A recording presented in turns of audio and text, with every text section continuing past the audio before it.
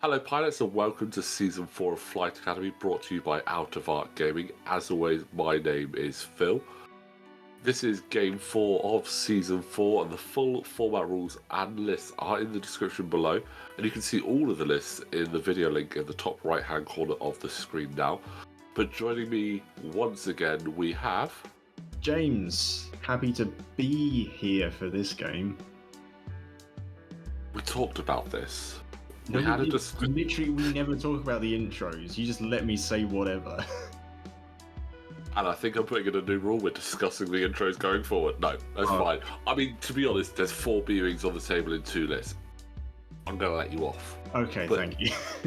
But, yeah, that's right, guys. There's 4 B-Wings on the table here, and it's not 1 list, it's 2. So this is going to be interesting, because they're also slightly different variations of each other. We have 2 pilots the same, 2 completely different, but also just completely different loadouts across the board.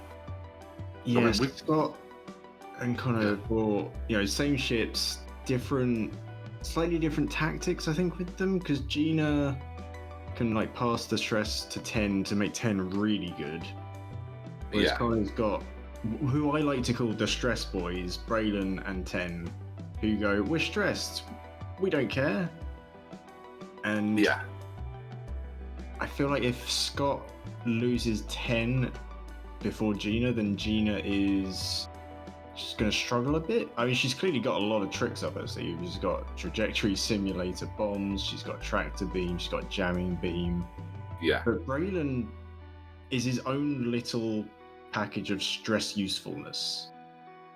Yeah, and I think as well, with it being extended, auto blasters and the stabilized S-foils, that's a savage combination. Oh, right, yeah, for the double tapping. Yeah, that is very savage, and especially against other B-Wings who only have 1 of 8. Also, we might be seeing some ion this game. Yeah, so we've got ion torpedoes on one side and ion bombs on the other side, and I actually kind of like the idea of trajectory simulator with ion bombs. That's I haven't seen trajectory simulator in ages. It's like, go on then.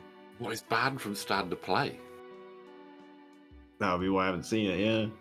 So, I mean, last time I saw trajectory simulator, I think was on a resistance bomber. That's where they first came out.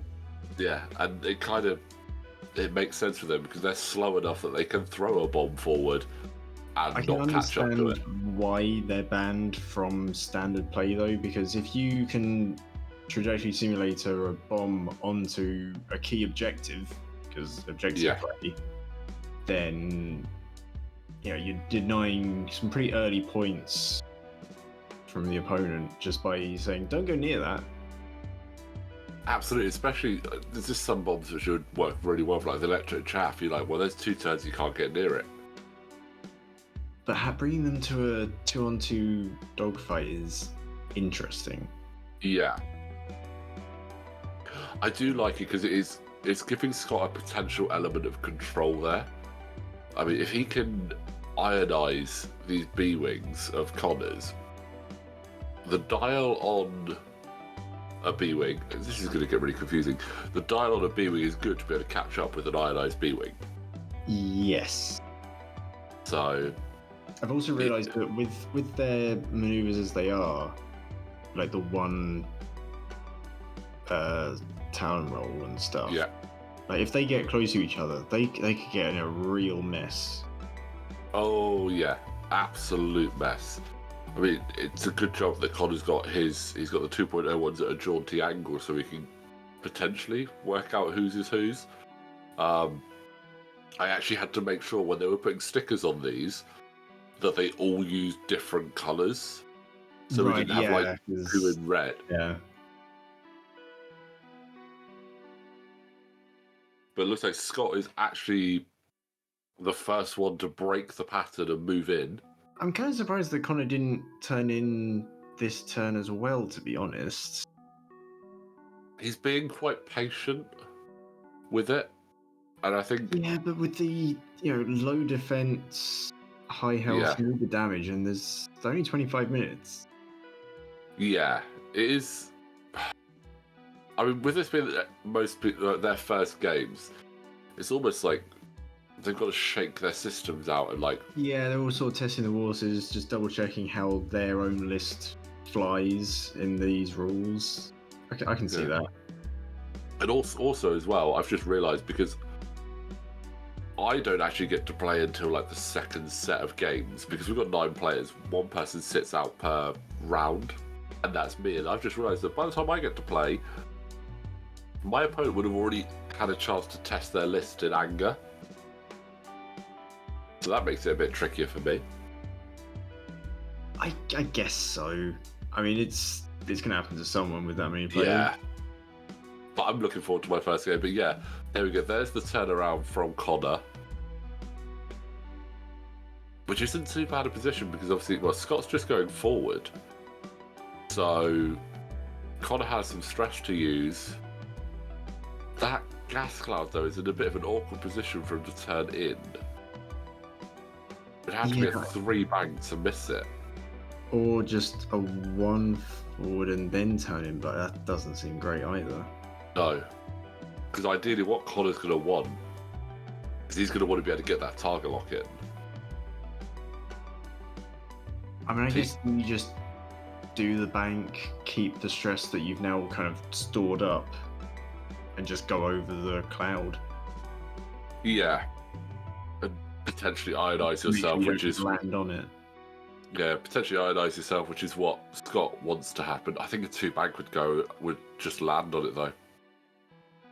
We'll find out in just a second. The cloud was just strain. Then you roll as well. So you roll a dice on a hit, you get an ion. On a crit, you get 3. They made all obstacles more brutal. Okay. Not just saying, I do not care. Oh, no. Oh, that's the trajectory. What? Really? I was about to say, firstly, B-Wings don't have a 5 straight. Secondly, odd choice. Yeah, I'm not sure about that. I don't feel like Connor's going to be over there. No. Now, if it was it seismic, then maybe throw it over to the obstacle and blow up the obstacle. But yeah, okay. It's an interesting choice. I mean, if Gina had done the trajectory simulator ion bomb, I think that would have made more sense to me. Oh, but going forward, risky. That's very close. Well, it might just be in range. But I think it's in range to get the target lock, so that's more important. Now what has 10 done? Forward, okay. Just a forward? I anticipate trying to get that lock and then failing a barrel roll. I mean, if Braylon was in range for a lock, then 10 definitely is. So 10's got the lock. Does he barrel roll to the right or does he fail the barrel roll? I think you fail. Or neither. Interesting. I mean, yeah. But I'm thinking if he completes the barrel roll to the right, obviously it puts him a bit further back, but it also gives him a slightly... gives him more options to win. Given the B-Wings dial, do you just want to stay unstressed for this particular turn because you're trying to go around that rock, the cloud next turn? And just accept that you won't have that as a backup focus. Yeah, I think you might be right there. I mean, he's got the target lock, he's got fire control systems, so he might not even be... He might just be at range for an auto blasters now. I think he is, but yeah. You know what? I'm trying to figure out that range 1 bubble on that ion bomb, whether that catches Braylon. Is very close. But I think as well, Braylon's okay. I think Scott's 10 nub might be a range 1 of that nub. No, I think Trajectory Simulator is kind of designed to like throw it at 5 so that the bank is safe for a small ship, and then for the large ship of the resistance bomber, like you do a sharp turn and you're okay, kind of thing. Gina having to turn away there, she was in a really awkward spot. I'm surprised we didn't see a barrel roll from her too. Okay, taking a look.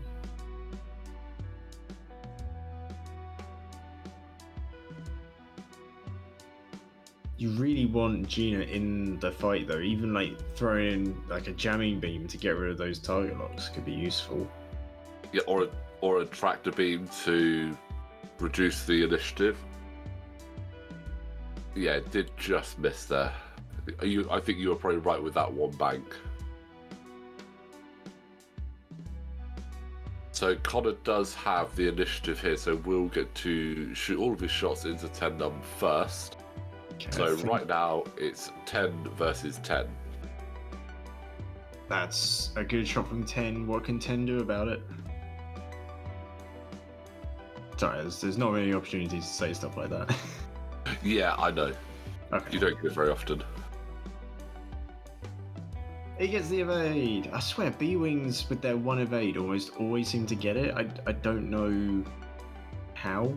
Yeah, it's highlight. Oh, that was an ion torp. Oh. I like. It's actually a good shout.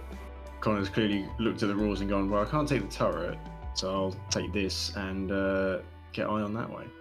Yeah. We have Braylon. Interesting that all of these ships that can take cannons have options to ionize that are not the ion cannon. Yes. That is actually... yeah. That is actually quite interesting, actually. Yeah, you got ion torp. The limited charges for ion, because it's like you only really need to land one ion to really get the benefit. Other than that, you just want damage in these games, right? Is that a 25-point game behind it? Yeah, if you can't have unlimited ions, I mean, ion cannon versus auto blasters or proton cannon. I think I prefer the damage output. You got 2 cannon slots. Yeah, and I love proton cannons as well. Ooh. And do we see a proton cannon shot actually here from 10 into 10? Might do. Oh, but we've got the target lock, so it could do it. Connor's got, I think. I don't know yet. Just checking the bullseye. I think that is bullseye. It very much is bullseye. And 4 dice, right? 4 dice, and can change 1 hit to. It's a good roll as well. Oh, that's 2 hits and 2 crits. Yeah. That's an evade. Yep. There is the evade. Oh, surviving with wonder. Only problem is, I didn't see a normal shot. Did we miss the basic shot? I think the target locks got spent. So no, the target lock is from Gina's. It's Gina's lock. That's why. Ah, yes. That makes sense. But I like the fact now that despite the ion bombs being shot by Scott, it's Scott's 10 that is ionized from the ion torpedo, which means he's the one that's having to suffer it. When you're ionized, can you still trajectory simulator bombs? Yes, because it doesn't affect your system phase stuff. I wonder if... we're beyond that point now, aren't we? Yeah. I wonder if Scott's going to go for it, knowing that Connor's going to probably go quite slowly. Yeah. I mean, like, let me clarify what I just said there. I said about system phase stuff. So you can still do system phase bombing things because it's not an action. I don't think you can decloak, and you can't do any like system phase actions like boost barrel rolls, etc. But you can still bomb.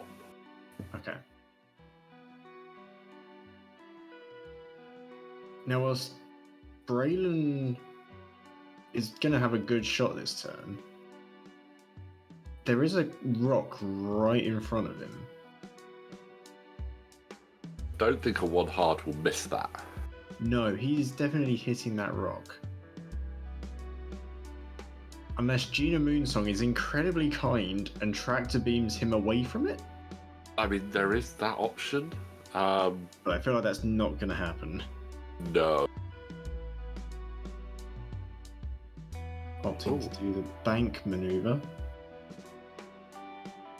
Which is good because it gets out of 10's arc. Yeah. And then has to take focus. Has to take focus. The tiger locks up. Keeps the locks and the iron goes That's away. literally ideal for Braylon right now. I mean, it is, but also 10 is there with a focus still. They basically. Actually, no, I was going to say both have the same mods, but Connor's Braylon also has the lock and the fire control, so slightly in Braylon's favour. Yeah, fire control, lock, and obviously, although you don't spend the force, you don't spend the stress, you get the rerolls from it. There's an argument as to whether it's better or not than spending it, because you can use that for both defense and offense without having to have two. It's both Braylon and 10 are very, very, very Gina equal. has got herself into a pretty decent spot, actually. Manages to pass over the stress. Nice. Now 10's in a really good spot, actually, despite the ion. Yeah, 10 is in a really nice spot. Gina has a shot as well. Has a shot on Braylon. Braylon is taking some hits this turn. And not only that, Scott's B-Wings have managed to get perfectly out of the arc of Connor's tender. Yeah. Which is just incredible. Ion can't quite capitalise on it by the looks of it. Yeah. Being able to do that bank ion was a massive game changer. I think it's a good change. Yeah, because it kind of represents the fact that although you kind of lost control, you still have, like, you never see them like fully lose control. They always have limited availability to do something. So it kind of simulates that in the game, and it makes Ion powerful but not as powerful. So I think we now have Braylon going into 10. Yes. Oh, that's good. And then you get a reroll. Rerolls with ability to fire control. That's good. You can't reroll a reroll, so you wouldn't be able to do both. Spend the stress. Always spend the stress first. Oh yeah, always spend the stress first. So that's 2 onto 10, so that is half points.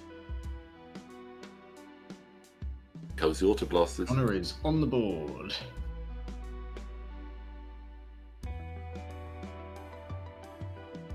Oh, but he has the stress to reroll it. Oh, that's 2 and a focus. So does he save that focus for his offense, or does he try and keep? No, I think this is Braylon shooting again, isn't it? It is Braylon shooting again with the auto blasters. Oh, he does 10 spend the focus for defense. Yeah, he has. I possibly wouldn't have. Oh, he's not. He's changed his mind. Scott, can you hear me already? Am I sending my voice back into the past? Yeah, I actually agree with that. Don't spend it. Spending it to save 1 health when you can possibly get more offense. 3 hits. Against the 1 agility ship, I think is the right call. And there you go. That's now, what, half points on Braylon? So it's half points all round, so 2 points apiece. Definitely worth it there, I think. Right call there on Scott's part with 10. And Scott's 10 is unstressed, so has a pretty open space to do that little one Talon or the K-turn. I think that's a K-turn? No, that is the bomb. Yep. Still not used to seeing that. I feel like that's got more chance than that first ion bomb. I also feel like, in the nicest way possible, it was kind of pointless. Oh, that's true. There's no damage. Yeah, but it's just Scott going, I want to practice hitting stuff with the bombs. Yeah, I mean, I have it why not use it? So Braylon gonna damage himself. Then does he do no additional? He did the 3 straight over the top. Sorry, you'd already taken off the 1 damage. Yeah. I was looking at his health, it's like, he could take 2, but no, he'd already taken the 1. Okay. An unfortunate position there for him because I don't think he's gonna have a shot on anything. How did he barrel roll? He cleared the stress. But he went over a rock. You don't get. If you clear it, you can still take actions as long as you clear it. You don't skip your action step. My mind is so in the past on obstacle rules. Obstacle rules have been tweaked quite a lot. Yeah. Recently, so one of the things that have changed the most times. Yeah. So, asteroids, you take an instant damage and then you roll. If you clear it, you do not skip your action step. If you land on it, then obviously you can't shoot. Debris, you gain a stress and you roll, and if you get a crit, you suffer a damage. If you clear it, obviously you can shoot. If you don't, you can't shoot because stress, so you can't do an action. And gas cloud, go over it, gain a strain, lose all locks, roll a dice. On a hit is 1 ion, on a crit it's triple ioned. And if you land on it, you don't get to shoot or anything. Got it. Basically. So the only one that if you clear it you don't get to take an action is the debris cloud, because you're stressed, unless you have some crazy mechanic there. But looking at these shots, I mean, this is Scott's game to lose right now. Yeah, Scott's, I think, got the better positioning, although Connor's got the... He's got solid defensive capability. Yeah. I mean, if it was me, I'd just go straight into 10 down. Yeah, I think it's easier to get the half points on 10 than to try and finish Braylon, particularly with Scott's 10 shooting at, range 3 through a rock. Yeah, you've got uninstructed. He's going for Braylon. I think that's the wrong shout. Is he? It's only 3 dice. Oh, he's gone for Braylon. Braylon should have rolled more defense dice then. Right? No, it was only... so it was Gina going into Braylon, so it was range 2. Sorry, yeah, Gina's shooting first. So I don't think that was the wrong option. I think you should have just gone straight into 10, because I think you have more chance of taking off 2 health there with 2 unobstructed shots with a target lock on there for one of them, which I think is Gina, so probably could have double tapped. So it could have... Yeah. I mean, that's decent. That actually is half on 10 anyway. Or did it go into Braylon? It must have gone into 10. That was a risky... Oh, that got into 10, yeah. Possibly not getting up for kill or half points. That could have ended in a tie if the dice had gone the other way. Yeah. But I mean, that doggedness definitely paid off for Scott. He just kept going at it and got the win there. Unfortunate for Connor, I think those last couple of rounds, the place wasn't quite in his favour there. Not being able to capitalise on the ion, I think, is possibly what did him in. Scott keeping Gina away from the fight and then swooping at the end worked out well too. Yeah, absolutely. But, James, thank you very much for joining us. Let's have a quick look at the table at the end of the first round. Madbots is currently topping it with 5 points, with a win and 2 ship kills. Ben in second with 4 points. And we have Andy and Scott just behind in 3 points. Obviously, we are so very early into this tournament. Loads of games left to play, so we'll have to see how this gets shaken up as we go along. But James, thank you very much for joining us for the first 4 games of Season 4. You're welcome. Thanks for having me on. I'm looking forward to seeing the other games. Oh, I'm looking forward to them going up as well. We have some great games in there, and I'm hoping that I could do one as well. It'd be quite nice, but we'll see. But guys, thank you so much for watching. Don't forget, like the video, subscribe to the channel. Plenty more action to come next week, and we will see you next time.